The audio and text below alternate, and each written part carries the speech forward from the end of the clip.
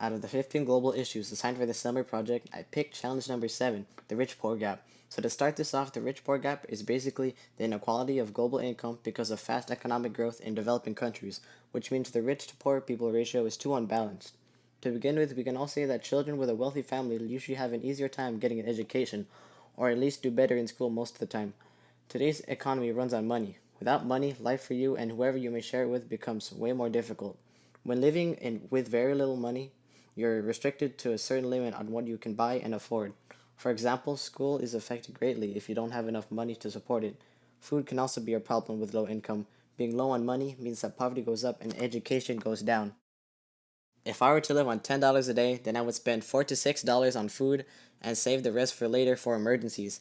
As of 2017, there are 195 total countries in the world today, and about 25 of them are acknowledged as rich, with their average income being $100,000 a year. However, there are far more countries that are considered poor. This picture shows the 20 poorest countries in the world, with their yearly income of only $1,000 or under $3 a day. There are many reasons to this, such as culture, institution, and geography. Another study by researchers from the University of Michigan said the imbalance between rich and poor children in terms of them graduating from college, which is the most important factor for success in your future jobs, has grown about 50% since the late 1980s. One reason for the growing gap in achievement, researchers say, could be the wealthy parents investing more time and money than ever before in their children, such as weekend sports and an overall involvement in their children's schools, while lower income families, which are more likely to be led by a single parent, are increasingly going for time and resources.